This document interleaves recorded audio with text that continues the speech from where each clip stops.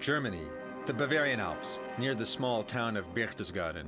Here on top of the mountain are the remains of the headquarters of one of the most brutal and ruthless dictators the world has ever known, Adolf Hitler. On this mountain, Hitler made his most important decisions and developed his monstrous plans for the killing of millions of innocent people. Here he received kings, heads of states, and diplomats, many of whose countries would fall into the clutches of Nazi terrorism. The mountain was also the place where he kept his jealously guarded mistress, Eva Braun. Weil ich glaubte, dass es sein muss. Ich habe ihn gewagt, weil ich überzeugt bin, dass nun nicht mehr länger gezögert werden darf. Ich habe es gewagt, weil ich der Überzeugung bin, dass endlich unser Volk doch wieder zur Besinnung kommen wird. This is the story of a beautiful mountain which contains the nefarious eagle's nest, the secret base of Adolf Hitler.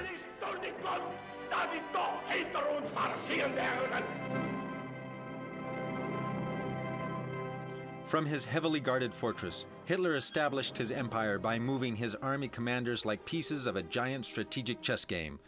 Only the most trusted members of his inner circle were allowed here. Albert Speer, Hitler's favorite architect and master of the war economy.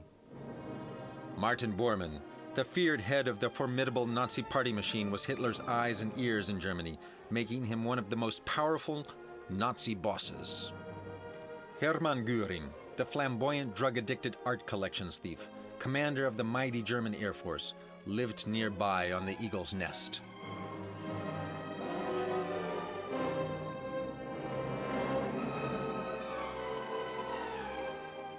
Eva Braun, Hitler's secret mistress, was the first lady of the Eagle's Nest. She invited her friends, sunbathed on the terrace, played table tennis, and was only happy when her Adolf was around. Among other frequent visitors was Joseph Goebbels, the evil genius of the Nazi propaganda department. Rudolf Hess, second in line to succeed Hitler.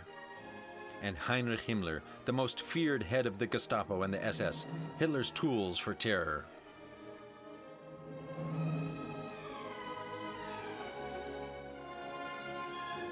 Before the war, the Eagle's Nest was frequently visited by kings, diplomats, and heads of state who implored Hitler not to launch a war. They all drove up the steep road to the Berghof in vain.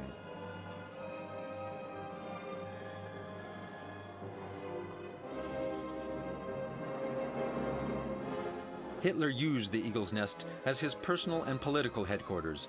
He also planned his major military campaigns here. The Eagle's Nest was the gathering place for the Nazi bosses, the fanatical murderers clique that was responsible for the murder of millions of innocent people in their blind desire to establish the Third Reich.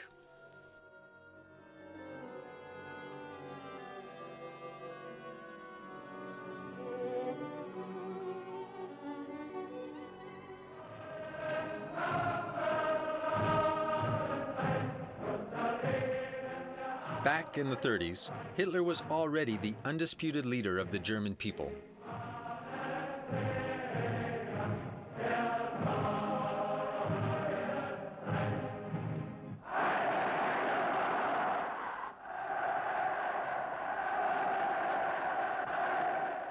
His many mass rallies were attended by thousands of supporters.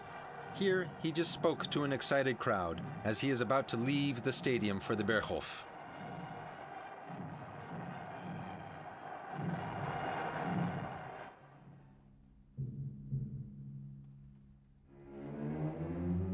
At the Berghof, his favorite place, he felt really at home. He could stare for hours through the enormous window at the majestic snow-capped mountain peaks, dreaming of world domination.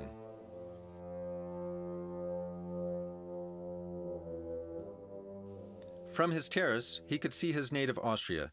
His birthplace, the village of Braunau, was not far away. Hitler did not have an easy youth. His father was a conservative customs official whose ideas for Adolf's future often clashed with Adolf's dreams of becoming a famous artist. He died when Adolf was 14 years old. Young Adolf adored his mother Clara, who pampered him and indulged his every wish. After his father's death, Adolf and his mother move to the Austrian city of Linz. He dreams of becoming a famous architect and even draws ambitious plans to transform the city of Linz into the leading art center of Europe, courtesy of the world-famous architect Adolf Hitler, of course.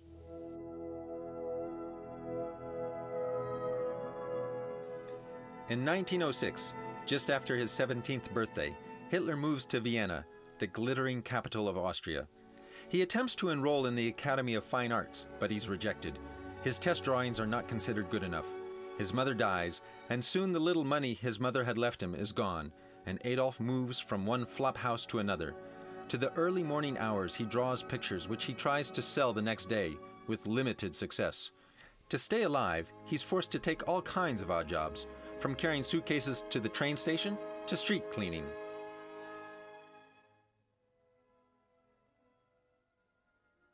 Discouraged, he wanders through the streets of Vienna. For hours, he sits at the banks of the Danube, dreaming about great things he hopes to achieve. But reality is hard and cold, and like other outcasts, Hitler sometimes has to sleep under the bridges of the river.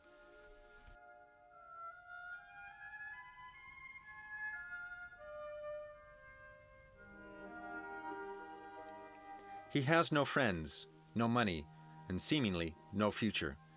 He develops an interest in politics and hangs out in coffee houses, debating political views or reading anti-Semitic literature. Eventually, Hitler ends up in a shelter for the homeless, and even today, the homeless of the city of Vienna are still able to sleep there.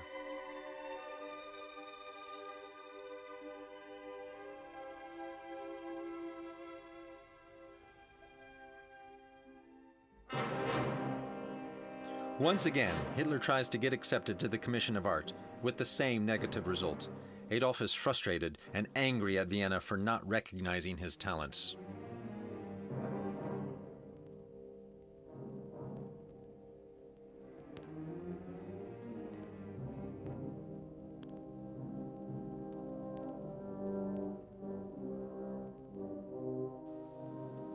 His real home in Vienna becomes the Opera House.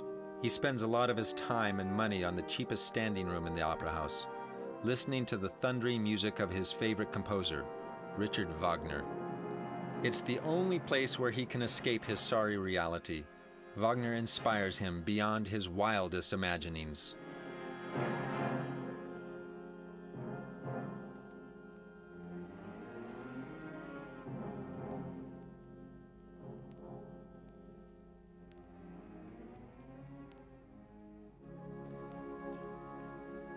In 1913, a dejected Hitler leaves Vienna, a city whose tolerant attitude towards minorities and Jews have become a major obstacle for him. 1 year later, we find him in Munich, standing in the middle of an enthusiastic crowd, listening to Germany's declaration of war. For Hitler, the war is a godsend. He immediately joins the army and soon is promoted to corporal. He's convinced that Germany is invincible and will become the leading power in the world. Germany's defeat does not deter his enthusiasm. On the contrary, his nationalist feelings are stronger than ever. After the war, war heroes are begging on the streets. Hitler returns to Munich. In his somber apartment, he anticipates a great German nation in which he will play an important role. He believes that Germany's political future will rest with the power of the working class. He joins the small German Labor Party. Hitler becomes very active in the party, and soon he changes the name to the National Socialism German Labor Party. He has a knack for propaganda, which coupled with his natural ability for public speaking soon makes him the absolute leader. To his astonishment, he discovers that when he speaks, people listen, and every time he talks, the beer hall crowds grow bigger and bigger.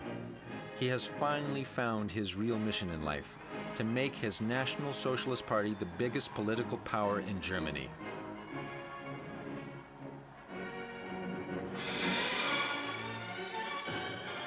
In the 20s, inflation ravages Germany. Losing the war practically bankrupted Germany. The only thing that the desperate government can do is to print more and more worthless money. The unbelievable rage of inflation robs the German people of their last savings. At its worst, a loaf of bread costs 1 billion Reichsmarks, and every shop closes before noon in order to raise their prices for the afternoon. In Germany, poverty rules.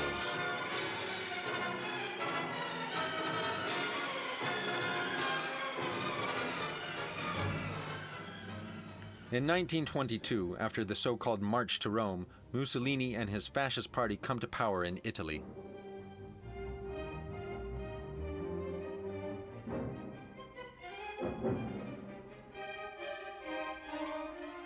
The Italian owner of Hitler's favorite restaurant in Munich tells him about Mussolini's successes. Inspired by Mussolini's march to the Italian capital, Hitler decides in 1923 to organize a march to Berlin in an attempt to overthrow the government. The party decides to test out the political climate and stages a march to the center of Munich, but the army and the Bavarian government remain loyal to the central government in Berlin.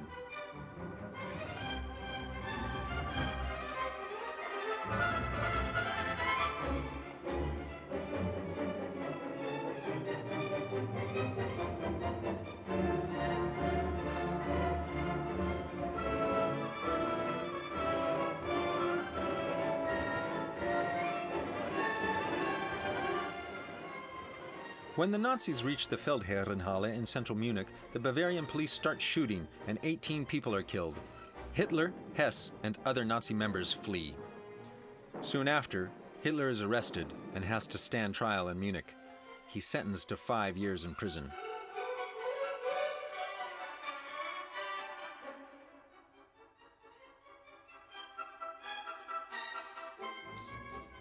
Ultimately, he will serve only 13 months of his term in the capital prison of Landsberg. Here in the old fortress, Hitler is treated like an honored guest with a room of his own and a splendid view. He's even allowed to receive visitors to pay him homage and bring him gifts, especially women. During his imprisonment, he dictates the first part of his biography, Mein Kampf, to his fellow prisoner and secretary, Rudolf Hess. It's 1924 when Hitler returns to Munich as a free man. With renewed energy, he works on the rebuilding of his shattered Nazi party, and it does not take long for Hitler to become one of the leading politicians in the city of Munich.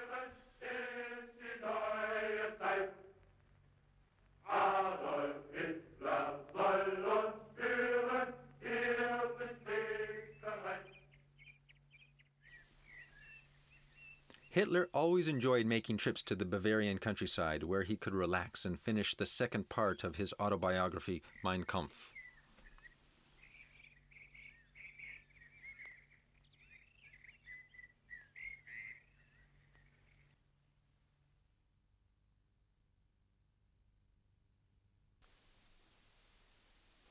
Staying in a small cottage, he falls in love with the beauty and solitude of the Obersalzberg, where he does his best thinking. He decides then that his eagle's nest will be built on this mountain sanctuary. Whenever possible, Hitler and his entourage try to escape busy Munich to spend the weekend at the Obersalzberg. As the party grows, he acquires a bigger cottage from a wealthy German merchant. This cottage, Haus Wachenfeld, later to be transformed into the luxurious Berghof, his official residence.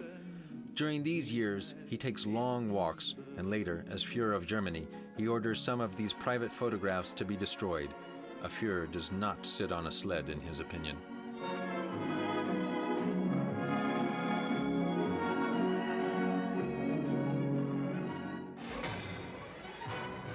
In 1929, Wall Street crashes. It's the start of a worldwide depression. Very soon, the crisis sweeps over Germany, destroying the economic and financial infrastructure. Many factories go bankrupt, cut back, or stop production.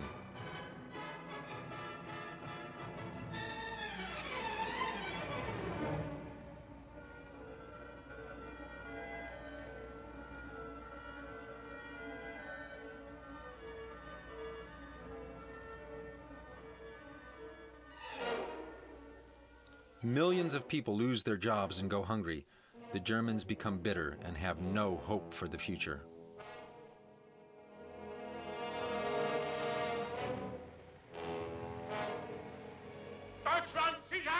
In that same year, 1929, Hitler buys a luxury apartment in Munich. His Nazi party grows exponentially, taking advantage of the economic crisis by promising the hundreds of thousands of new Nazi members work and income. Hitler's star is rising rapidly, not only locally, but in all of Germany.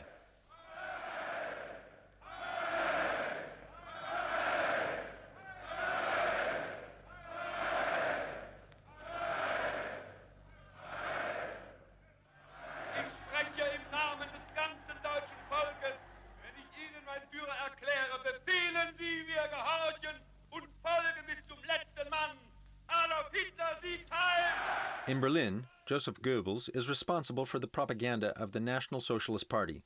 Enabled by an ever-increasing stream of donations from wealthy industrialists as well as ordinary people, the party can afford to buy Hitler his own airplane to travel quickly around Germany.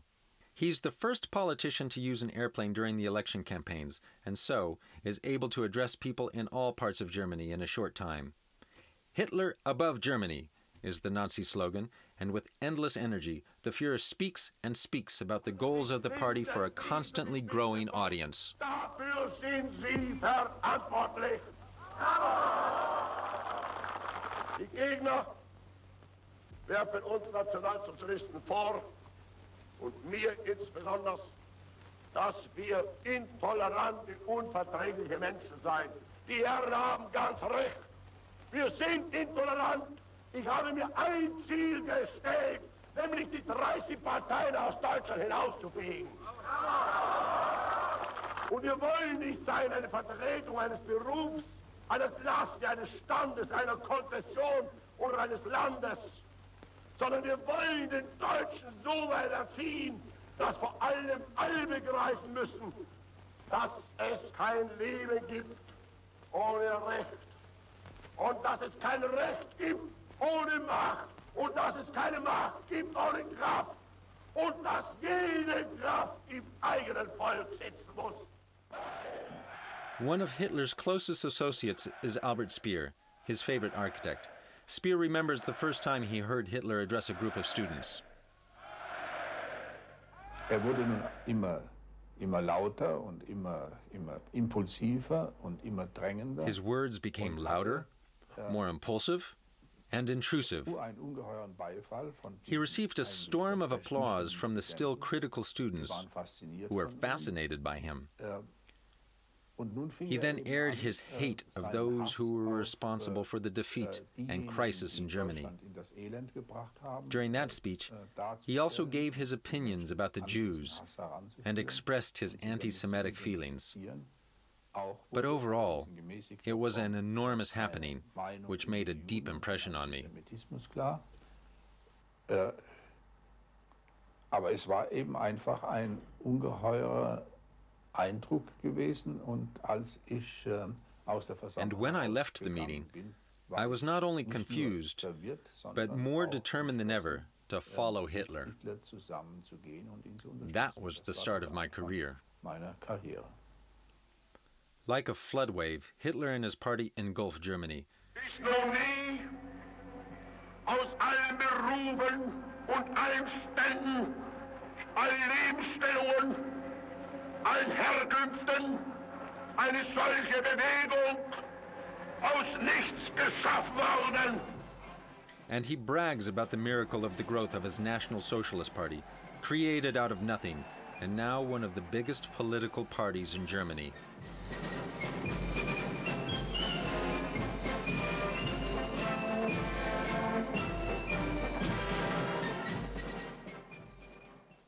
Another important associate of Hitler was Paul Jordan, Gauleiter, or governor of a German province. Jordan about his appointment when he visited Hitler in Munich.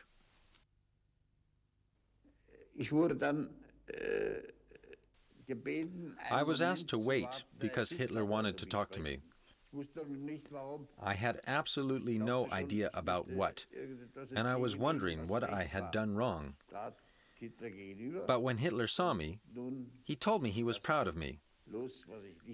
Then he told me he had but one wish, that he had another 100 men like me. After a while, he asked me to accept an appointment as Gauleiter of a medium-sized German state, a Gau. That was my first personal meeting with Hitler. Before that meeting, I always saw him from a distance. During that meeting, I was very impressed with his eyes and friendly behavior, and I must admit, he made an impact on me. Later on, generals and other important people felt the same way. Seines Auge, seine ganze freundliche, fast kameradschaftliche Ansprache, das war ein Eindruck, dem auch später Generäle verfallen sind, dem auch später andere Leute alle verfallen sind. Ein gewaltiger persönlicher Eindruck. On January 30th, 1933, Hitler becomes Chancellor of Germany. Millions of people hailed their Führer. The Third Reich was born. Hitler's opponents still think that Hitler will not be able to solve the huge unemployment problem. At that moment, there are about 6 million people out of work. It's a matter of time before Hitler will disappear, they think. But how wrong they would be.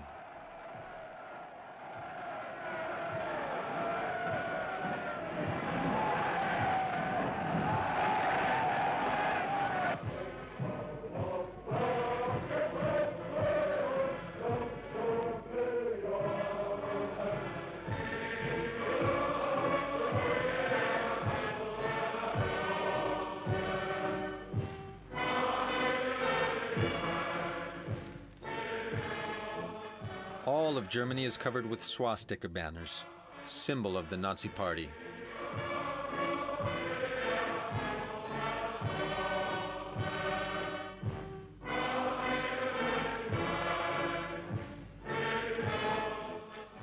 Goebbels' talents for propaganda favorably impress Hitler, and in 1933 Hitler appoints him as the world's first secretary of propaganda.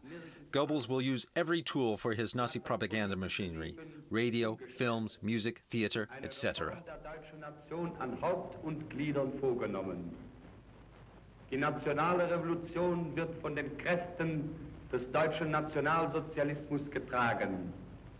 Die nationale Revolution ist ein elementares historisches Ereignis und ihre Tatsachen sind unabänderlich.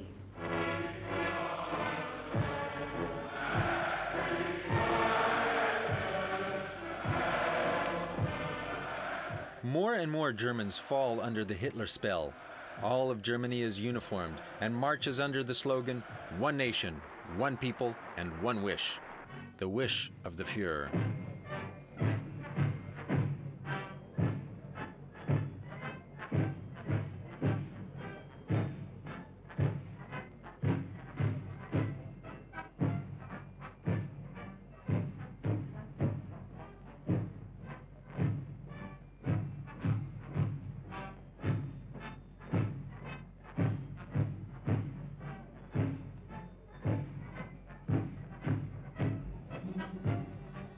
As leader of Germany, Hitler starts construction of the Eagle's Nest, situated on the Obersalzberg. He occupies the entire area and transforms this mountain to the real power center of Nazi Germany.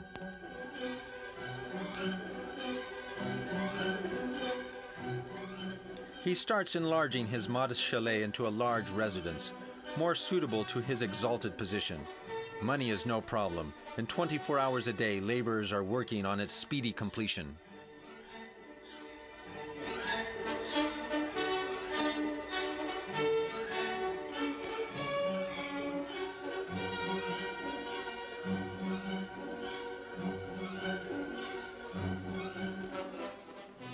One of Hitler's interior decorators of the new Berghof is Hermann Smode. Ja, wie gesagt, ich ging rauf mit dem Bild. Das ist Yes, so ein Sommerhaus. I went to the Berghof with the idea of seeing a modest chalet, serving his summer residence of the Führer. But when I arrived, I was overwhelmed, not only by the dimensions of the house, but also by the enormous reception hall. And as an interior decorator, I thought this was far too much space for a room. Das Bau ist als solches schon. Und wie ich dann reinkam in die große Empfangshalle, das erschien mir fast viel am Platz, wenn ich das sagen darf, so. Ich meine, vom Raumausstatt der Standpunkt aus.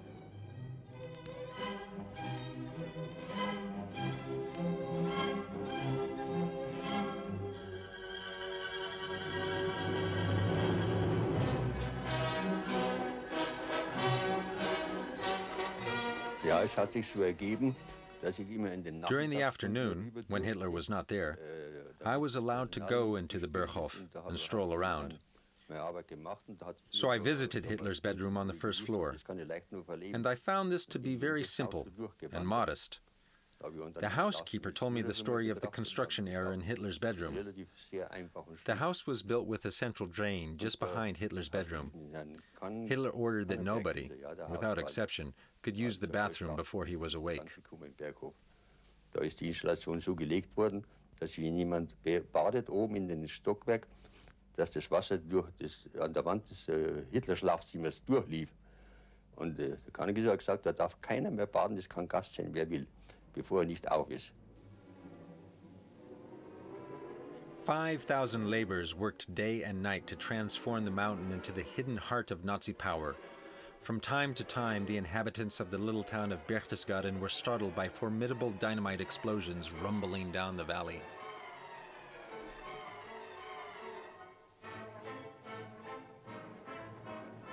The complex consisted of guest houses, a hotel, a model farm, a nursery, housing for employees, an underground communication center, gigantic bunkers for military high command, and the Ministry of Foreign Affairs. It also contained barracks and underground shooting ranges for the SS soldiers, and even a large cinema with 2,000 seats.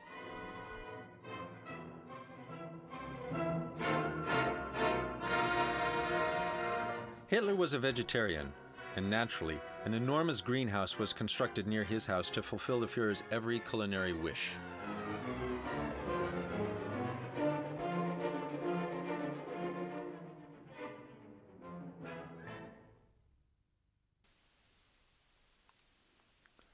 Soon the mountain is transformed into a fully equipped headquarters. This 10 square kilometer area, called the Führer territory, is heavily guarded by fanatical SS and Gestapo troops who are trained to shoot to kill at the slightest provocation.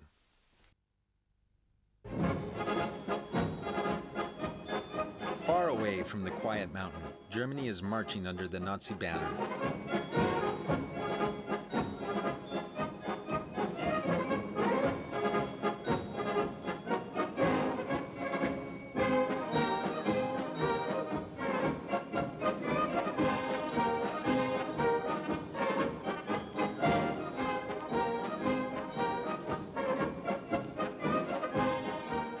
Not even 1 month after Hitler's appointment as Chancellor, the Reichstag, the German parliament, is mysteriously set on fire. Many suspect the Nazis set the building on fire themselves to create an excuse to get rid of their enemies. The fire sets off a wave of arrests of all suspected enemies of the Nazi regime. In cooperation with the regular police, Hitler's brown shirts, the SA, put thousands of Nazi opponents into provisionary concentration camps.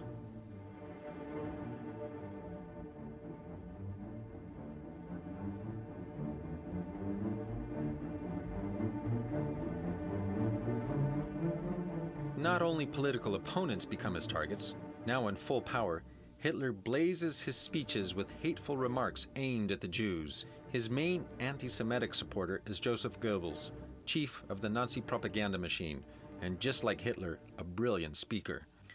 At the Berghof, Goebbels often discusses with Hitler which measures they should take against the Jews.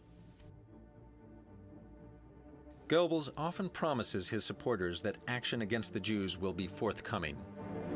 Im Übrigen können unsere Parteigenossen des Armen auch darüber beruhigt sein, dass A healthy government needs a healthy propaganda machine, and the other way around. If Jewish newspapers continue to threaten our government, they must be aware. In time, our patience will be over, and then we will stop the Jews, once and for all. Töne beibringen, die Sie noch niemals vernommen haben. Gut regieren und für eine gute Regierung auch eine gute Propaganda betreiben. Das eine gehört zum anderen. Eine gute Regierung ohne Propaganda kann ebenso wenig bestehen wie eine gute Propaganda ohne eine gute Regierung. Beide müssen sich einander ergänzen. Und wenn die jüdischen Zeitungen heute glauben, auf versteckte Drohungen durch die nationalsozialistische Bewegung einschüchtern zu können, wenn sie heute glauben, unsere Notverordnungen umgehen zu dürfen, sie sollen sich hüten. Einmal wird unsere Geduld zu Ende sein und dann wird den Juden das freche Lügenwahl gestoppt werden. Many Jewish artists, painters, scientists, publishers, and intellectuals flee abroad. One of them is Germany's most famous scientist, who emigrated to the United States, Albert Einstein. Without such freedom, there would have been no Shakespeare, no Goethe, no Newton, no Faraday, no Pasteur, and no Lister. Goebbels starts to dictate censorship with books and publications. He speaks often about the need for Germany to go back to its German values. The right German books, reflecting its historical ethics, would give Germany the power to grow stronger. The book and the mighty sword go hand in hand, he claims. To prove that he is serious, Goebbels orders the burning of all forbidden books. In der einen Hand das Buch und in der anderen Hand das Schwert. So ist unser Volk zur nationalen Wandflut geschritten. Sie hat sich wunderbar vor unseren Augen vollzogen. Buch und Schwert sind und bleiben damit die Symbole dieser Zeit und die starken Zeichen eines neuen Jahrhunderts. The headquarters of the Nazi Party in Munich is the Braun House.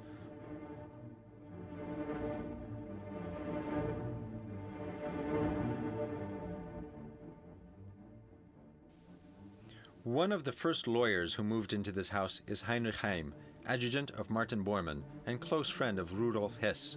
Heim is one of the first organizers of the party machinery.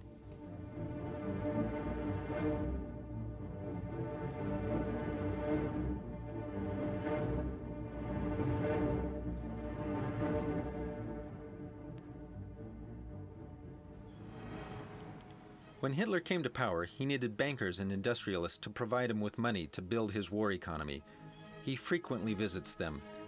Here, we see him at the Krupp factories, one of the biggest armament industries in Germany.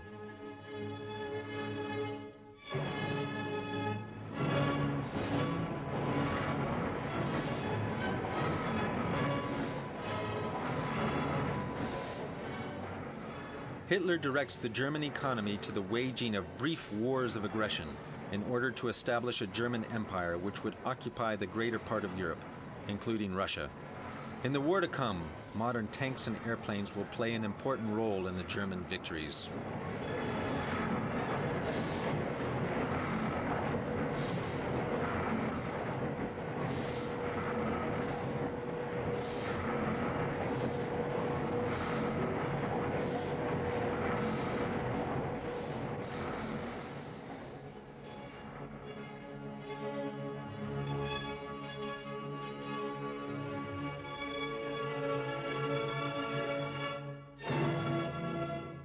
To solve the enormous unemployment problem, Hitler orders a gigantic highway system to be built throughout Germany. This brilliant decision served a twofold purpose. Not only could he fulfill his promise to provide jobs for every German in the country, but at the same time, he created a fantastic network of roads, which would help him in his later war efforts. Goebbels was able to take full advantage of this Hitler initiative in his propaganda.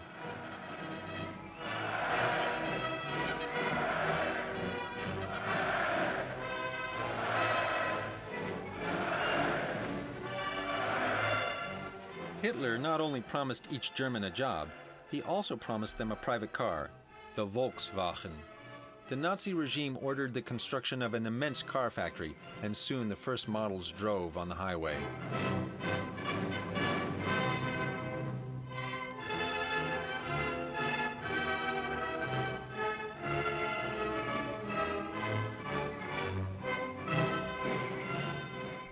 In 1936, Germany organizes the Olympic Games and puts on an impressive show to reflect Germany's newly gained pride and progress.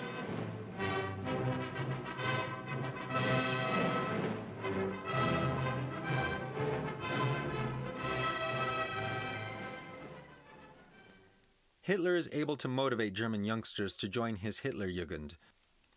This organization is based on paramilitary principles, enabling Hitler to draw on this enormous school of already military-trained boys later on. The Hitlerjugend is his pride and joy. Was wir von Deutschland der Zukunft fordern, das Jungs und Mädchen verlangen wir von euch. Ihr könnt nicht anders sein. Hitler's speech to the Hitler Youth.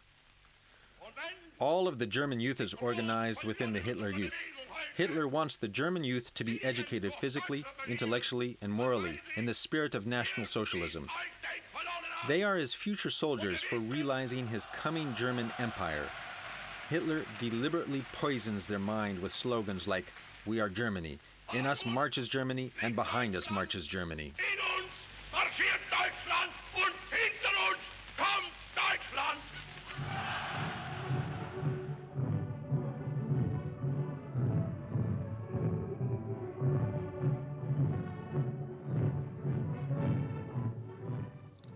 Baldur von Schirach, leader of the Hitler Youth, reports to Hitler that there are more than 50,000 Hitler boys present in the stadium. Und 53.800 Hitlerjungen zum Appell angetreten. Heil, meine Jungen!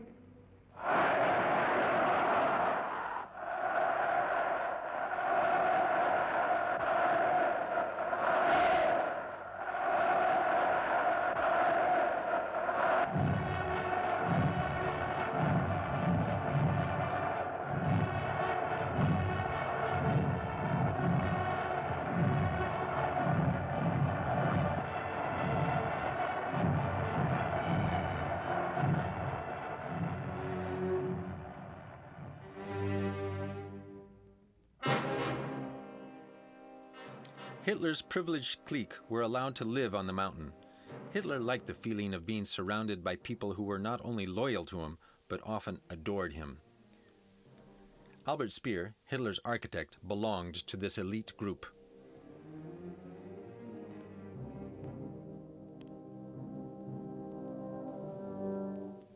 Speer had a happy life on the mountain, together with his wife and children.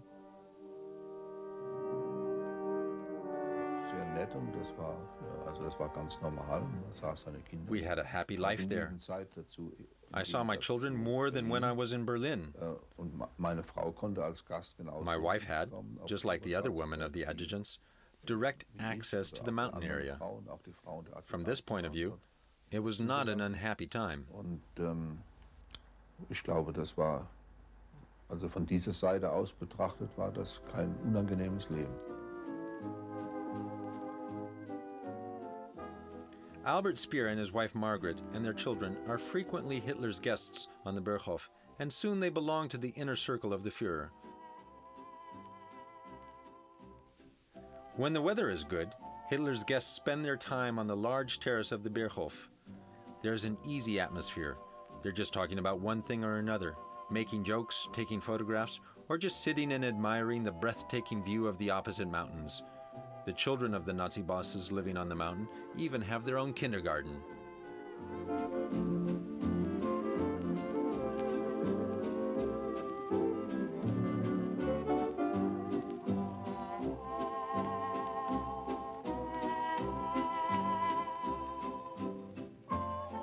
Es war natürlich meine Anwesenheit in diesem My presence in the inner circle, however boring it was necessary for me in my position as Hitler's architect.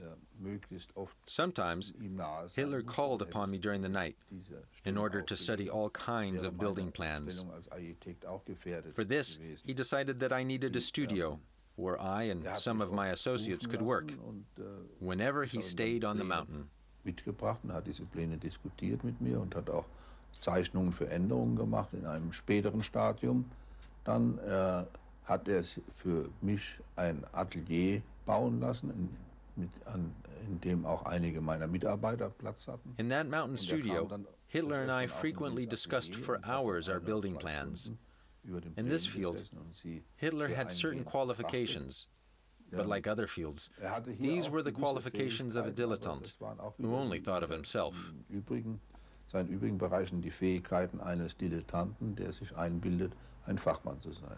Hat des Öfteren, In Berlin, he would often call me at 12 or 1 o'clock in the morning.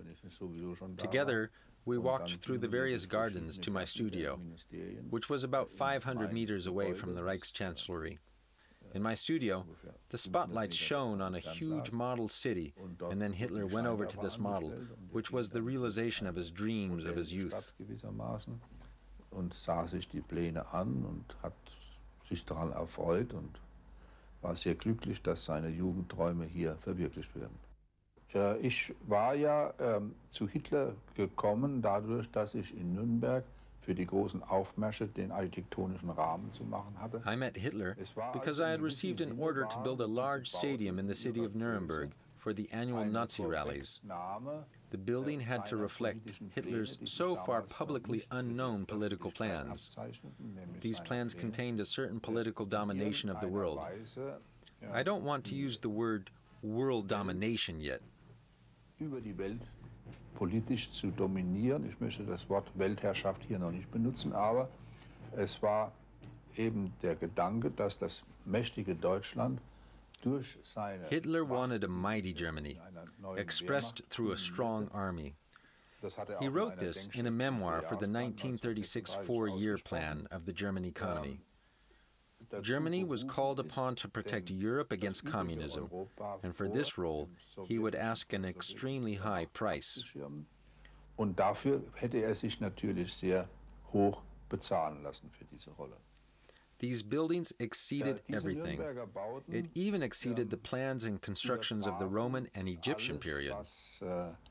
Selbst in der römischen Zeit und auch in der ägyptischen Periode, in den Pyramiden, geplant und gebaut wurde. The biggest plan of all Nuremberg buildings was a stadium with more than 300,000 seats. Über 300.000 Sitzplätze gehabt hätte. Eine unsinnige Größen, weil die Entfernungen zu the distance to the playing field would be far too long. Viel zu groß waren. In those days, I asked Hitler if it was possible to calculate with Olympic measures so that the stadium could be reduced. Hitler strongly rejected the idea and said to me, "Don't worry, the next Olympic Games will be just like the Olympic measures, determined by us." That meant that Hitler would determine all future Olympic Games, and that he would be one of the few people who could change the course of history. Das bedeutete übersetzt, dass Hitler also davon ausging, dass über den Ort und die Art der Wettkämpfe aller olympischen Kämpfe der Zukunft bestimmen kann. Und das wieder beinhaltete, dass praktisch derjenige ist, der die Geschicke der Welt bestimmen kann. Nowadays, all that's left are impressive ruins where once hundreds of thousands of people were shouting for their beloved Führer is now the quiet singing of birds. Eines Tages ließ mich Hitler kommen. One day Hitler called me and told me that the old Reichschancellery did not suit him anymore, and that he wanted to have a new Reichschancellery rebuilt. Hitler meant that the upcoming events of the years 1938 and 39 would require a representative building, especially towards the small potentates of the Balkan, as he said. Des Jahres 1938 und 39 so sich gestalten werden, dass eine große Repräsentation benötigt. It must not be only a very impressive Reichschancellery, but at the same time, the building had to express that this new Germany would become a political power in the world. Und gleichzeitig zum Ausdruck bringt, dass dieses neue Deutschland eine besondere politische Macht in der Welt geworden war.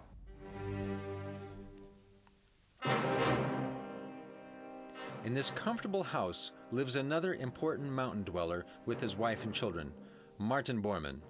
The house was once a rather primitive farmhouse and had to be transformed into a luxury residence for Bormann and his wife. Bormann, the notorious Reichsleiter and everlasting shadow of the Führer. Hermann Smoda, the interior decorator, remembers when he finished the Bormann house.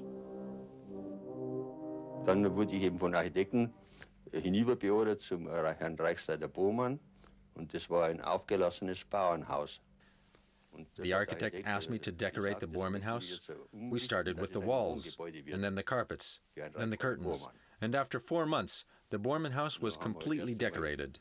Die Wände geordnet und dann haben wir schon langsam Tapeten angebracht und zum Teil Vorhänge ausgemessen und dann nähen lassen in München und wieder zurück nach Obersalzberg und aufgehangen.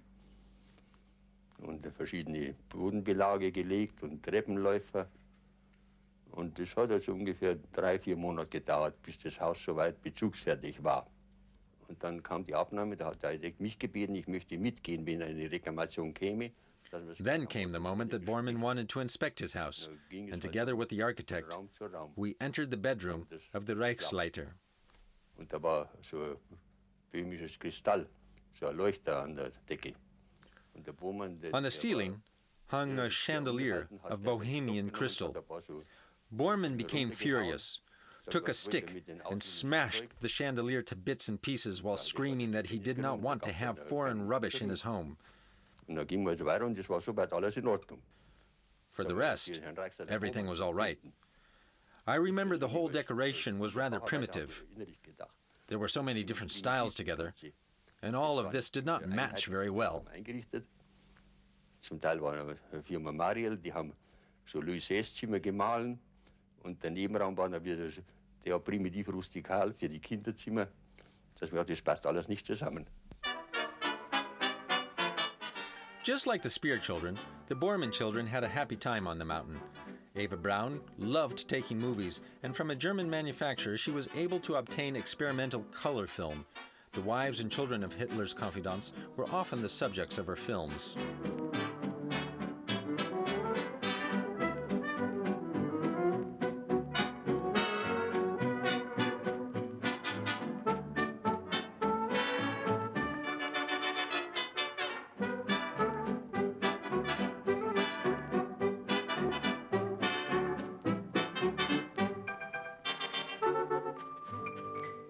An important associate of Bormann was Hermann Esser, who remembers his boss very well. Viel mehr wie der Hitler selbst in gewissen Dingen tätig war, Everything Hitler mentioned, even the slightest details, were noted by Bormann, and later on transcribed into the Führer commands. I know for sure that even Hitler didn't know about some of his orders. Auch verfolgt noch in ein paar Fällen, wo ich es ganz genau weiß. Bormann war ein unangenehmer Mann in jeder Richtung. Ist auch am Berg. Bormann was a completely unpleasant man. On the mountain, nobody liked him. Eva Braun especially knew his role. Bormann was the evil spirit, the evil mountain spirit.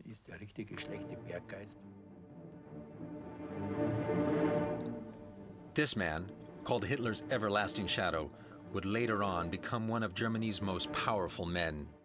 Next to Albert Speer and Martin Bormann, a third important cohort had his own house on top of the mountain. He is Hermann Göring, one of Hitler's all-time favorites. Göring, a former hero from World War I and the last member of the famous Richthofen squadron, joined the Nazi Party at the very beginning.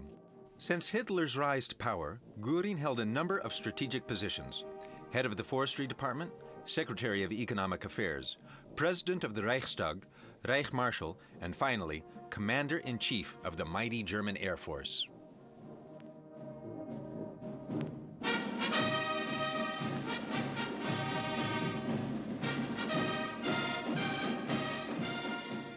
This obese and drug-addicted man was at once congenial, conniving, and a genius.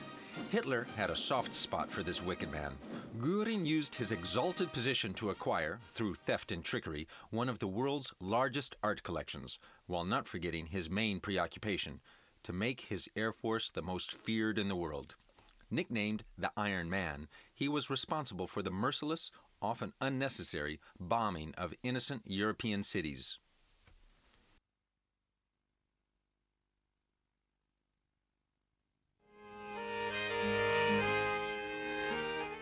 Göring's house on the mountain featured a swimming pool, which was frequently used by Eva Braun and her friends. During the long winter, Göring often played curling in the frozen swimming pool. They played all kinds of matches. Göring was often the winner. Afterwards, he would celebrate with wine and beer. Kaserne, vor dem großen Tor, steht ne Laterne. Hermann Göring and his wife Emmy had one child, a daughter named Edda. Göring adored this little girl and spoiled her to an extreme. His wife made a movie, One Day of Edda's Life, which she presented as a surprise to her husband on his 49th birthday. It was the best gift she could have ever given the doting father. Göring watched this movie of his little daughter many times, and when there were special guests, a proud father ordered the movie shown. After the war was over, Edda lived with her mother in a small apartment in Munich. Nowadays, she's a nurse. She never married. Just as her father, she is very interested in art. Emmy was not Göring's first wife. In the early 20s, he married Karen. After Karen's death in 1932, Göring met Emmy Sonnemann, a well-known actress. He never involved her in his politics, and she never interfered. Since Hitler was not married, Göring's wife often acted as the official First Lady of Nazi Germany. She assisted Hitler at numerous state receptions and official dinners. Emmy didn't come to the mountain very often. The thin air was not good for her health.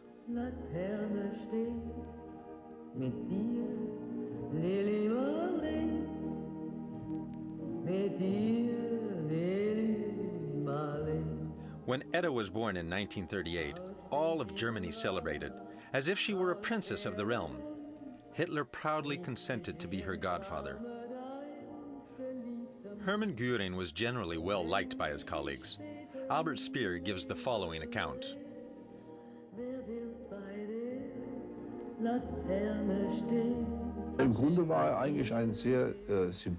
Basically, Göring was a sympathetic, lively, and open person. He was active and had clear opinions, but his growing dependency on drugs pushed those positive capabilities more and more into the background. War dann schwach, uninteressiert, schlief bei Sitzungen ein, weil gerade eine Morphiumspritze wahrscheinlich gegeben hatte. He lost interest, and sometimes, when he had injected himself with morphine, he'd fall asleep during meals. Aus der ganzen Machtstruktur Hitler fiel aus. You can say he dropped out of the mighty inner circle around Hitler. On the whole, it was a pity. For Göring would have played, or could have played, as an English newspaper wrote in the autumn of 1943, the same role as General Bandaglio did for Mussolini in Italy, namely to remove Hitler at a time when it was absolutely clear that Germany should have stopped the war. But because of his weakness, he was not able to do so. Zu einem Zeitpunkt, in dem alles völlig klar war und der Krieg beendet werden musste. Aber das war eben durch seine Schwäche nicht mehr gegeben. Göring was fond of uniforms. He had a different uniform for each occasion. Here we can see him at a celebration of his birthday in the garden of his Air Force ministry. Göring was popular with the German people.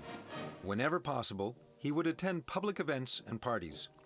He could be very attentive and a charming host. He gave a lot of splendid parties and was a favorite, especially among diplomats and journalists. He was anxious to give a good impression.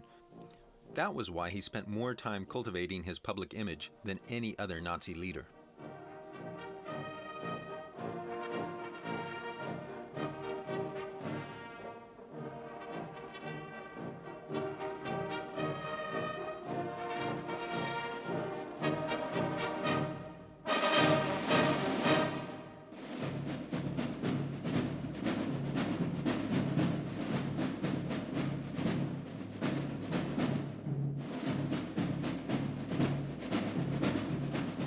Before the war, Göring is in charge of reorganizing the German economy. Die Sicherung der deutschen Ehre und die Sicherung des deutschen Lebens.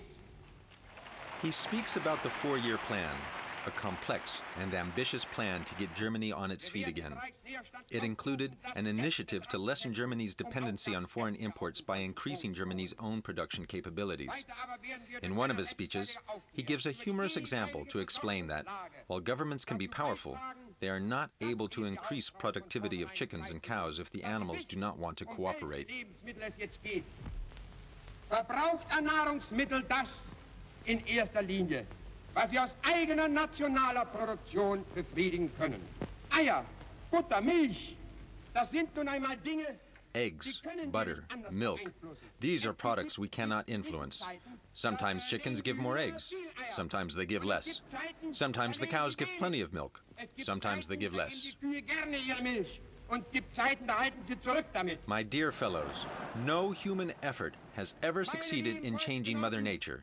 No government has ever succeeded in demanding more eggs from the chickens when the chickens do not want to lay them. But, above all, it is important that all our people have enough food so they can work at full speed. And for this, I will take responsibility.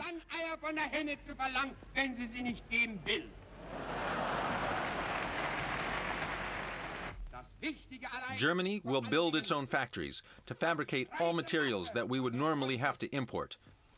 By doing this, we will save millions of Reichsmarks in foreign economy. It is of vital importance to Germany to save millions on foreign exchange. And the only way to do this is to build our own factories so that we do not need to import foreign products anymore. Liegt es auch auf dem Rohstoffgebiet. Es werden in den nächsten Zeiten selbstverständlich neue Fabriken entstehen. Fabriken, in denen wir den eigenen Gummi machen. The stronger our armed forces are, the more secure we are, and no one will attack us. Vor allem aber unter allen Umständen unsere Rüstung zu vollenden. Je stärker wir gerüstet sind, desto sicherer stehen wir da, desto weniger kann uns einer angreifen.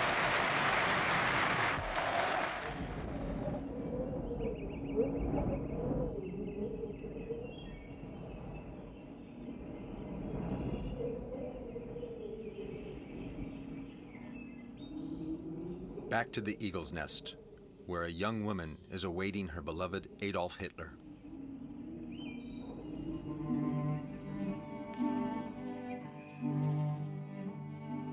The Führer's clandestine relationship with Eva Braun is one of the best-kept secrets in the Third Reich.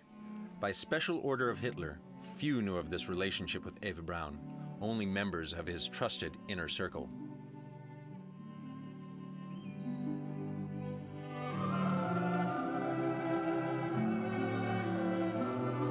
Eva Braun is the first lady of the Berghof, an unobtrusive person.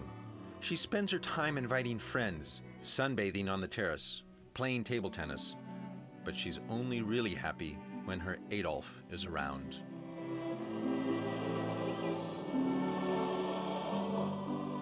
Eva meets Adolf for the first time in the Munich photo studio of her boss, Heinrich Hoffmann, Hitler's official photographer. After they fall in love, she gives up her job. She becomes friendly with the secretaries and wives of Hitler's adjutants. She assumes the official and exalted position of First Lady of the Berghof. Eva's best friend is her sister Gretel, whose marriage to SS General Fegelein is tragically ended when Fegelein is caught in civilian clothes in Berlin. Hitler, suspecting betrayal, ordered his execution, overriding Eva Braun's pleas for clemency.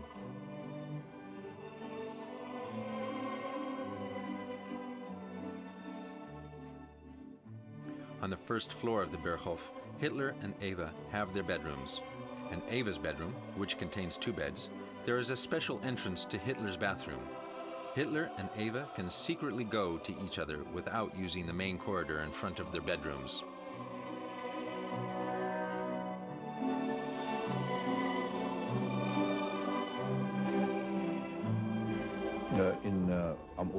For us, it was no secret at all that they had a relationship.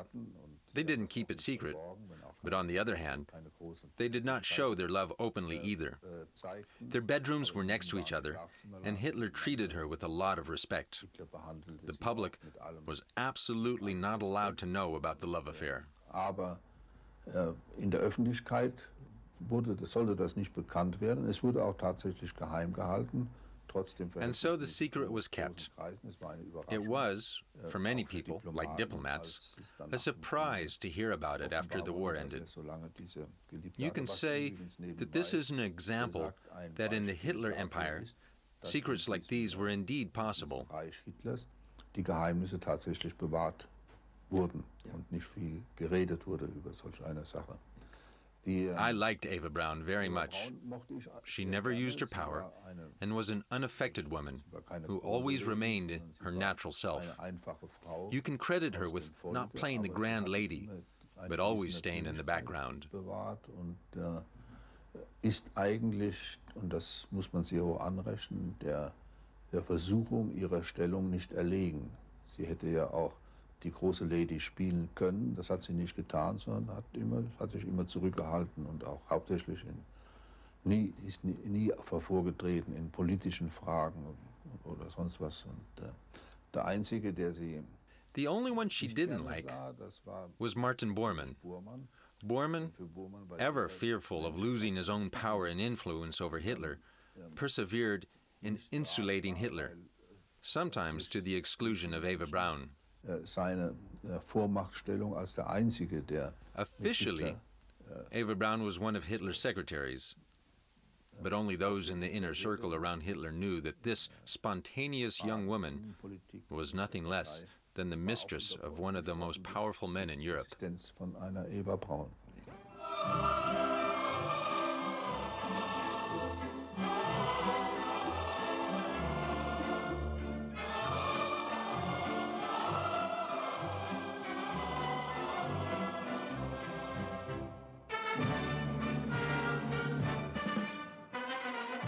Hitler's private pilot, SS General Hans Bauer, remembers Eva very well. Die Leute erzählen sich, dass Hitler mit einer gewissen Fräulein Braun ein Techtelmechtel haben sollte. All the time, people would ask if Hitler had a girlfriend, but we did not confirm this. Even my own wife, who died sometime later, did not tell anyone. It was only known in the inner circle around Hitler. The outside world didn't know about it. Only later wondered how it was possible that their love affair had existed for so many years. Eva Braun loved shopping. She was a passionate shopper for the latest fashions in dresses, shoes, evening gowns, always wanting to look her best. She changed outfits several times a day.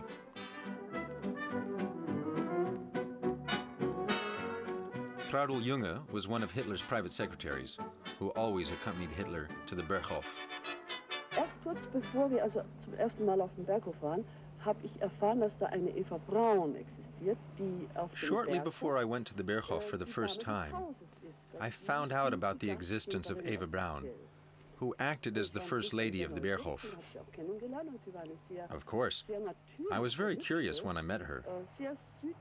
She was a natural, pretty woman, blessed with typical Bavarian charm. She was very elegant and fond of fashion. At dinner, she always had Martin Bormann as a table partner, and during all those years, she was sitting on the left side of the Führer. Hitler liked it when his associates not only took their wives, but also their secretaries to dinner, to take part in the conversations, the nightly tea rounds, the daily walks, and so on. For me, that was the first opportunity to make acquaintance with Eva Braun. Before that time, when I was in Berlin or the other headquarters of the Führer, I had never even heard her name. Denn solange ich in Berlin war oder im Führerhauptquartier, tauchte der Name Eva Braun überhaupt nicht auf.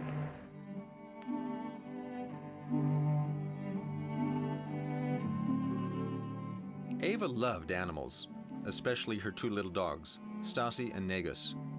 Unfortunately, her dogs didn't get along well with Hitler's German Shepherd Blondie. Hitler had to plead with Eva to lock her dogs inside so that Blondie could be with him on the terrace. Hitler only wanted to be photographed with his shepherd. He was afraid of his Führer's image. He only played with the little dogs when no one else was around.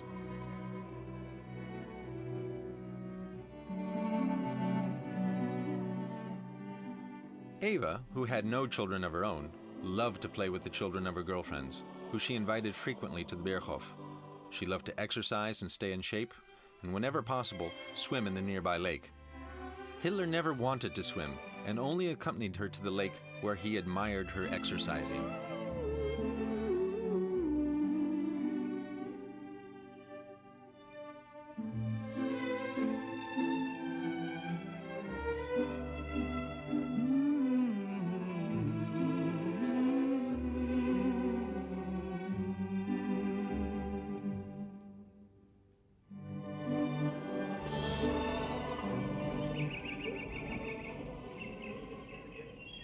The so-called Führer territory, a 10-kilometer square area of the mountain, is heavily guarded by Hitler's personal guard, the SS Leibstandarte Adolf Hitler.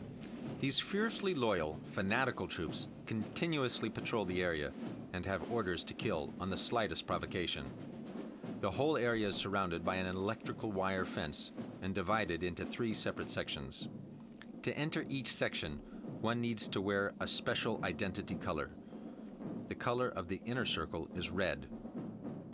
One of the members is Richard Schulze-Kossens, Hitler's SS adjutant. Wir haben eine Truppe gehabt, nur aus Freiwilligen. The SS was a volunteer corps. You had to be a certain height, and it was a guard body, as we know it today. The Russians have their guard regiments, as do the British and Americans. They have their leathernecks, the Marine Guards. It was rather difficult to join. You needed a letter from the police stating good conduct. You could not have a criminal past. You had to be without debt, properly motivated, and so on. For example, when 1,000 young men applied for the SS, only 100 were finally selected. We of the SS served also as a kind of experimental troops. We were, for example, the first to exercise with the regular troops.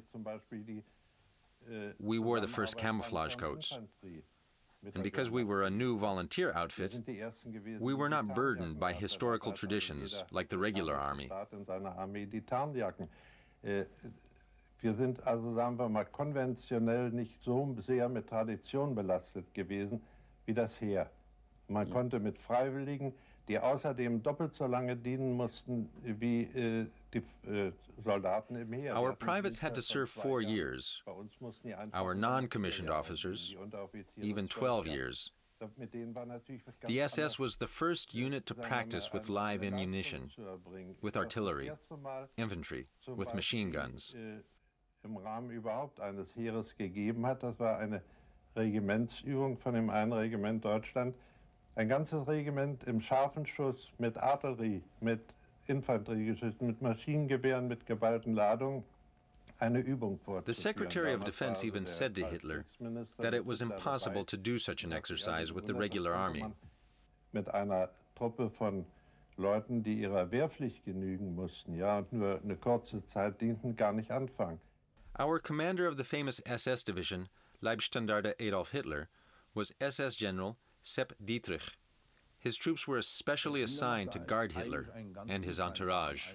The chief of the SS is Heinrich Himmler, a regular visitor to the Berghof. Albert Speer remembers. Himmler was a nobody. He had no charisma at all. He had no personality. Normally, you would consider him a man who had no chance at all to make a career. But that is typical, not only of him, but also of other big shots of the so-called Third Reich. The power that Hitler delegated to them made them very important. But they were not important by themselves. If Hitler had ever taken the power from these people, then Himmler and also Bormann would have vanished. Wäre Himmler nach ganz kurzer Zeit, genauso wie Bormann übrigens, wäre nach ganz kurzer Zeit im Nichts verschwunden. Es war nichts da, was ihn eigentlich dazu befähigte, ein großer Organisator zu sein. Himmler was far from harmless. Das war ein schwieriger Fall, weil ich nicht wusste, dass dieses Krankenhaus, zu dem ich ging, zu diesem I experienced that when I had a knee operation in a so-called Red Cross hospital, which was in reality an SS hospital, there the notorious concentration camp doctor and good friend of Himmler, Professor Gebhardt, tried to kill me. I did not know that the hospital where the knee specialist Gebhardt operated was an SS hospital. There are lots of indications Gebhardt treated me wrong. When my secretary visited me and went for help to Hitler's private doctor, Dr. Brandt, who summoned the famous knee specialist, Professor Sauerbruch, they came to hospital and took over the treatment. Afterwards, they criticized the treatment very sharply. I was almost dead. My whole face was blue, and my heart practically stood still. Blau angelaufen und hatte kaum noch Herztätigkeit und bin, ja. April 19th, 1939, Hitler leaves the Berghof for Berlin to celebrate his 50th birthday. An enormous parade is planned in which all armed forces will salute their Führer. All the plans for this parade were accurately approved by Hitler while staying on the Berghof. The parade had to be as impressive as possible. The Nazis made a special newsreel for the celebration of the Führer's birthday on April 20th, showing Hitler's popularity among the German people.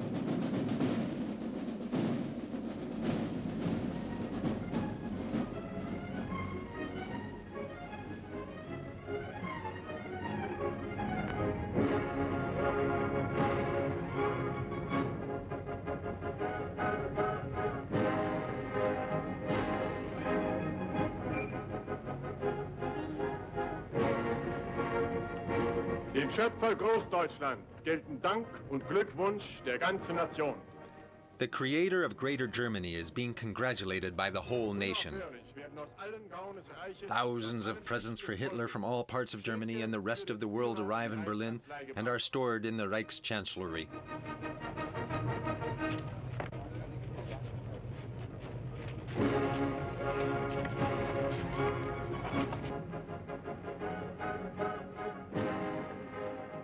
On his birthday, the SS Leibstandarte surprised the Führer with a celebration.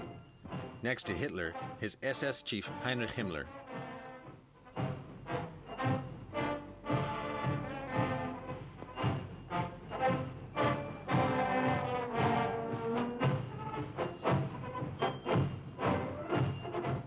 Even the children of the Nazi bosses, like the Speer children, are part of the propaganda ceremony to show how much the Führer loves children.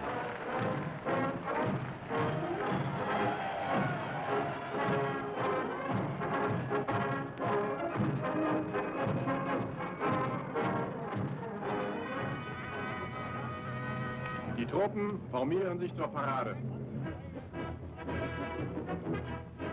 The assembled troops start the parade. They consist of all parts of the German army, and at 4:30, they reach the starting point of the parade.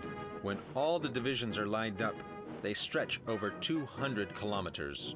Es beginnt die größte Heerschau des Dritten Reiches. The largest parade in the history of the Third Reich is commencing. For 4.5 hours, troops will march past their commander-in-chief, cheered along by millions of spectators. The marching groups represent Germany's new pride. Hitler shows the world and the German people that he is ready to start a war.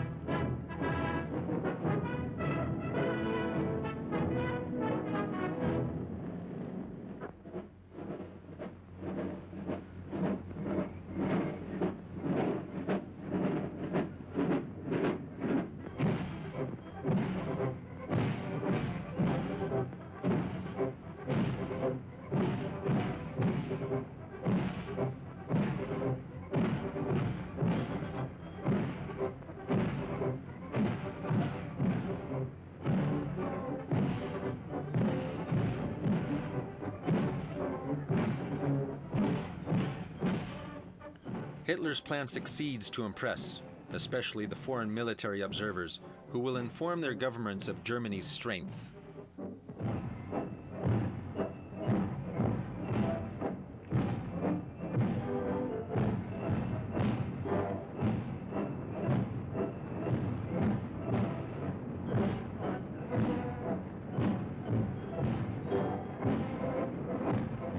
The latest tanks on parade. They will play a very important role in the coming war, bringing victories to Germany.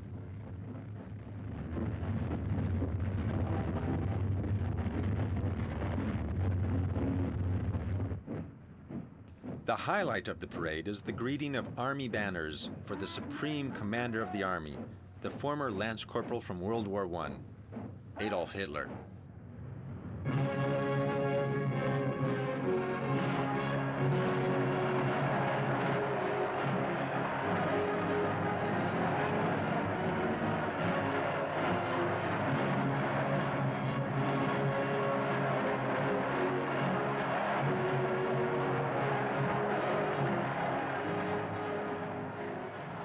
Hitler's popularity has reached its zenith. Women become hysterical when they see him, and wherever he goes, people cheer and salute him. Wo ist es möglich, dass Volk und Führung, Nation und Regierung in solcher Art ineinander übergehen und neben und beieinander stehen? The Nazis love mystical nightly celebrations. Here, a huge swastika is formed by a human chain carrying thousands of burning torches. In 1939, Hitler decides to spread his National Socialism over the German borders. Austria is the first country on his list. Hitler invites the Austrian Chancellor, Kurt von Schuschnigg, for a command performance at the Berghof. Schuschnigg is no match for the powerful Hitler. Hitler gives an ultimatum. Germany will enter Austria, peacefully or by force, to restore order in his country. Several weeks later, German troops march into Austria without firing a single shot.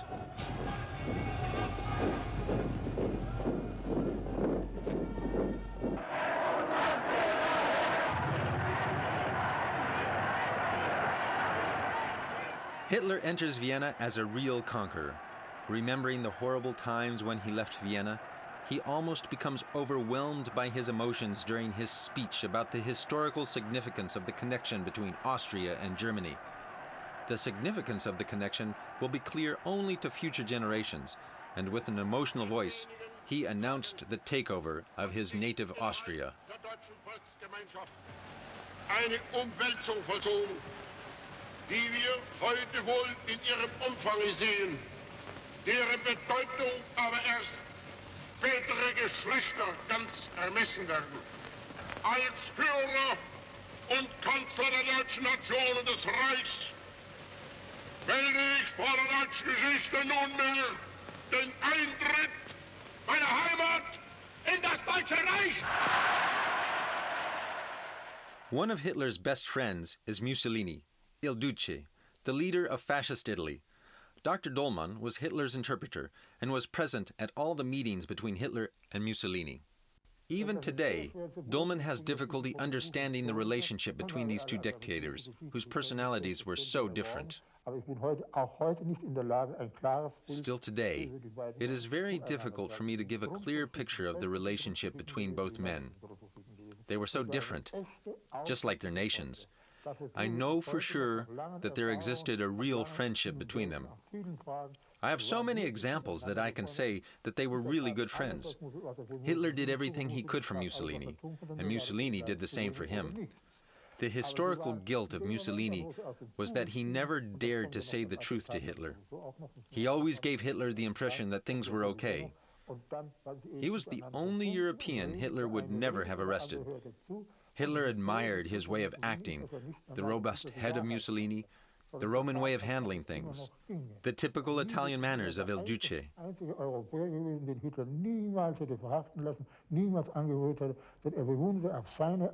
Die Art Mussolinis, den Kopf Mussolinis, das Römische an Mussolini. War hingerissen von der Italianität, sagt man, der Italianität Mussolinis. Das war ja als Typ, als Kopf. Mussolini, on the other hand, admired the strength, the power, the military might, and the discipline of Hitler. It was a relationship of power and strength on one side, and weakness and admiration on the other side. But I repeat, they were very sincere friends.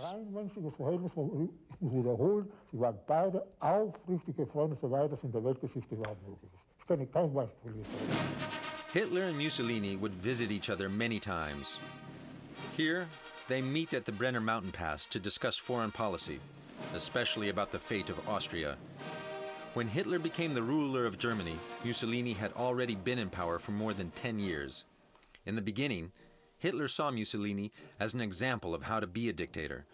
But later on, the roles were changed, and it was Mussolini who imitated the Führer.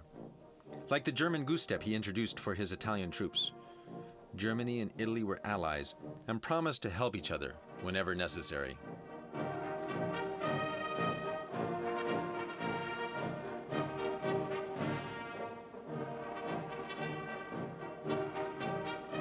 Mussolini is also a frequent visitor to the Berghof.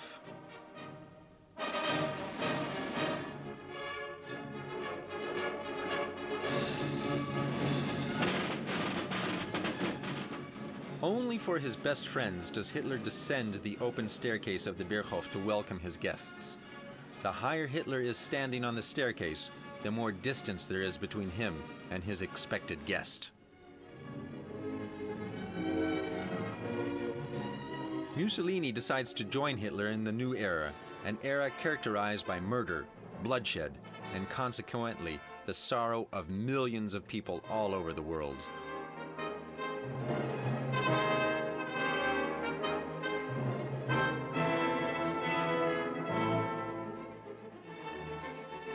Germany and Italy are allies now, and Mussolini often visits the Berghof to discuss the political and military situation.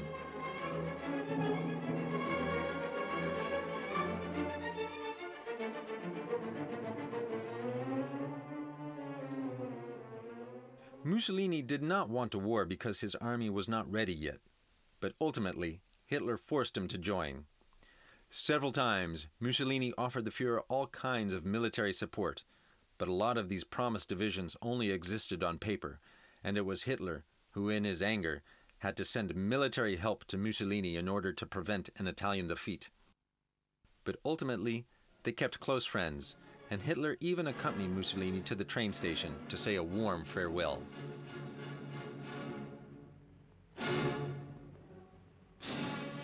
During the years before the war, Hitler received many statesmen, kings, and diplomats at the Berghof.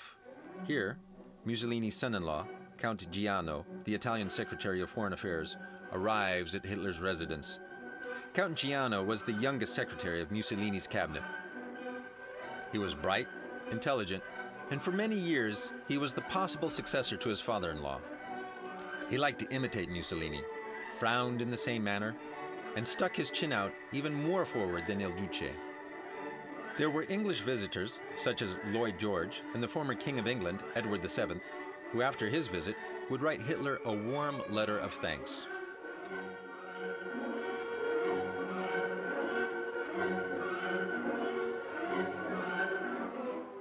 The representative of King Ibn Saud of Saudi Arabia, who even salutes Hitler with his official Nazi greeting of raising the right hand, saying Heil Hitler.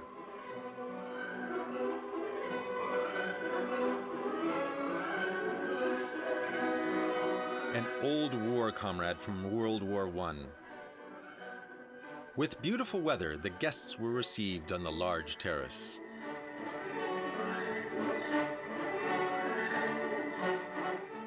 The Slovakian Prime Minister Tiso, who was totally dependent on Germany and was one of Hitler's political puppets.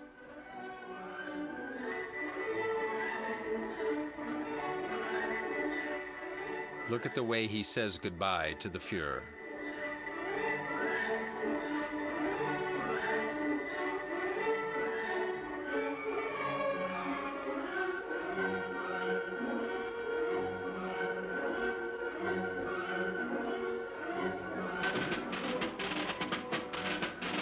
King Boris of Bulgaria, who was one of Hitler's allies on the Balkans.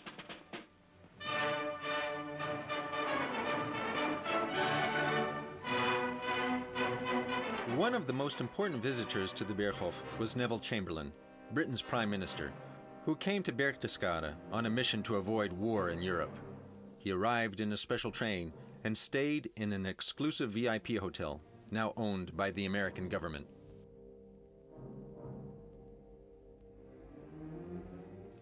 Hitler wanted to annex Czechoslovakia to protect the 2 million Germans living in that country. Chamberlain's mission is to avoid a war in Europe at all costs. On September 15, 1938, Chamberlain drives up the steep road to the Berchtesgaden, trying to reach an agreement with the Führer.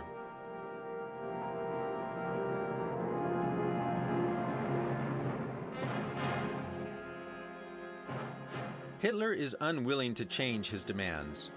Chamberlain promises to look for a political solution to the Führer's territorial demands on Czechoslovakia. They finally agree to set up an international meeting about the Czechoslovakian problem.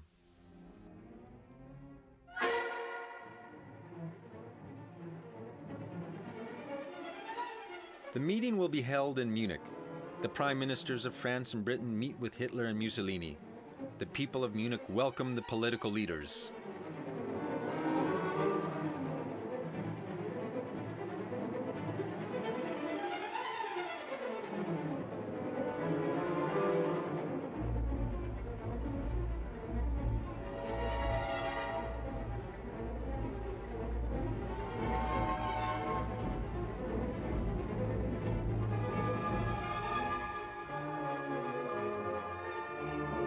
The conference is an overwhelming success for Hitler, and a shameful treaty is signed by Germany, France, Italy, and England. Hitler gets a free hand in Czechoslovakia in exchange for a written agreement that Germany will not start a war. Sometime later, the Nazis march into Czechoslovakia. For the first time, German troops are marching into a non-German speaking country.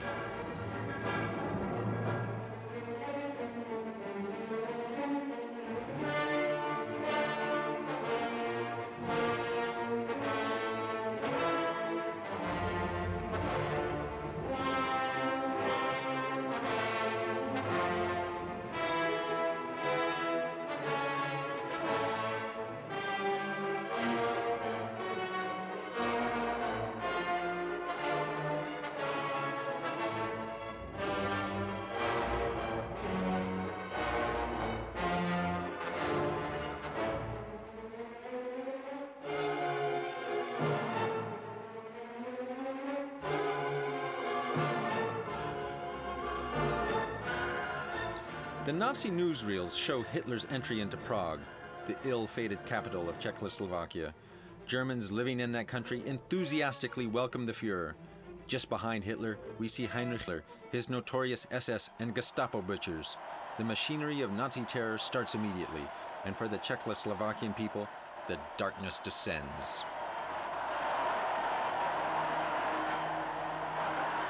Die Welt hält den Atem an.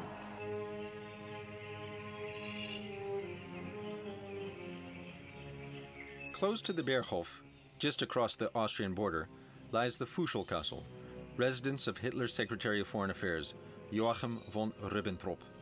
This humorless, cold-blooded man is one of the most arrogant associates of Adolf Hitler and is constantly pushing to start a war. Von Ribbentrop began his career as a sales representative for the Henkel champagne factories. He falls into instant wealth by marrying his boss's only daughter. During the early 30s, he joins the Nazi Party and introduces Hitler to his influential circle of friends. Hitler rewards him with a prestigious job as ambassador to England.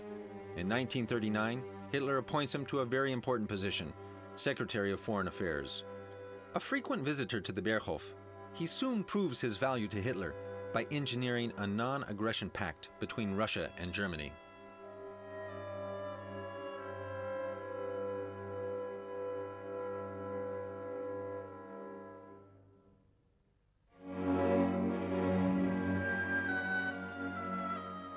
The appointed ambassador to London, von Ribbentrop, made the unforgettable mistake of greeting the British king with Heil Hitler.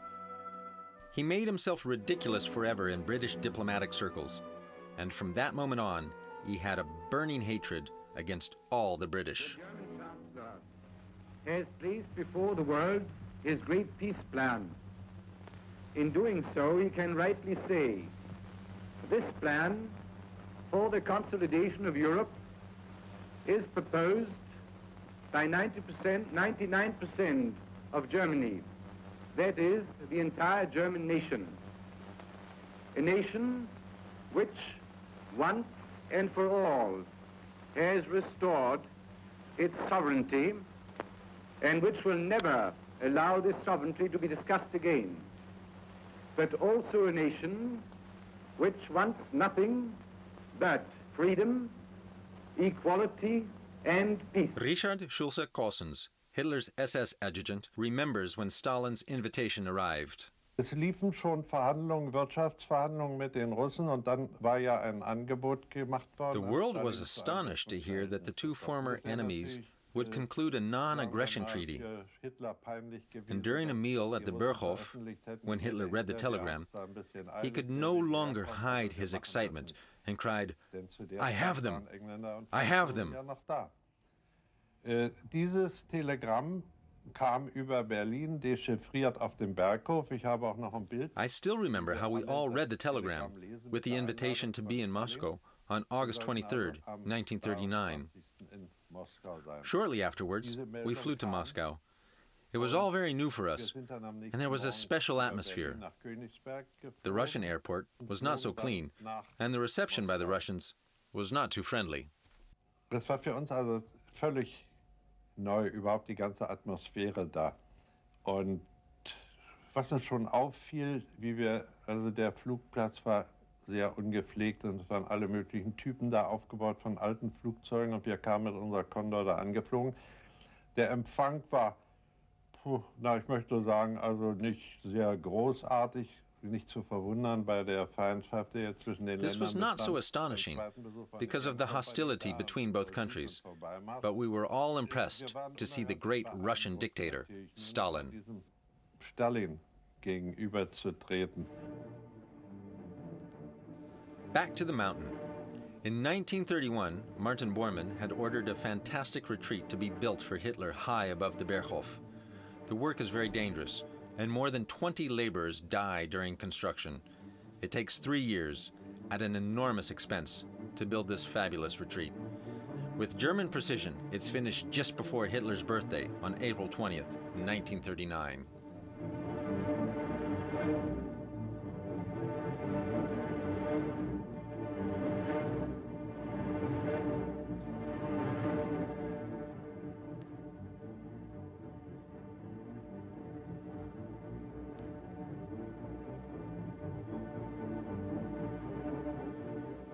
A 10-mile-long hairpin road, which had to be cut out of the mountain, leads to an underground passageway drilled into the rock. The electricity is generated by a submarine engine.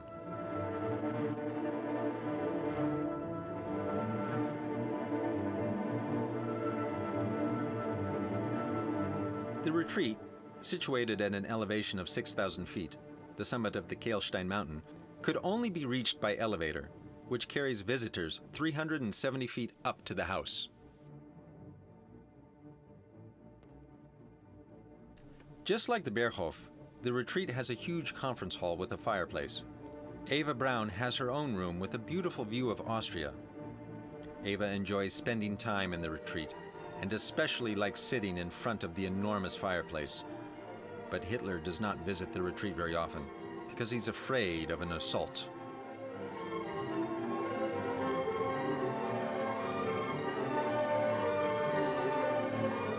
Yet he does overcome his fears from time to time to impress his important guests with the breathtaking panorama of the German and Austrian Alps.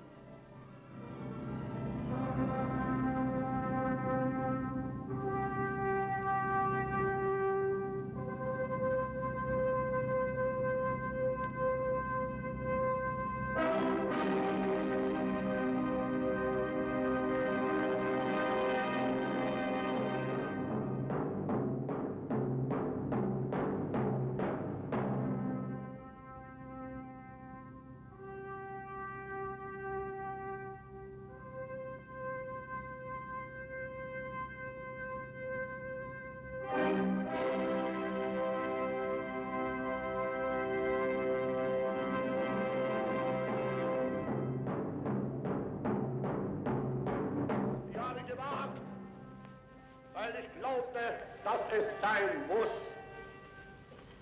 Ich habe ihn gewagt, weil ich überzeugt bin, dass nun nicht mehr länger gezögert werden darf. Ich habe es gewagt, weil ich der Überzeugung bin, dass endlich unser Volk doch wieder zur Besinnung kommen wird. Und dass, wenn es auch heute uns ungerecht beurteilt und wenn Millionen uns verblumen, einmal ist duldig Gott, dass sie doch hinter uns marschieren werden.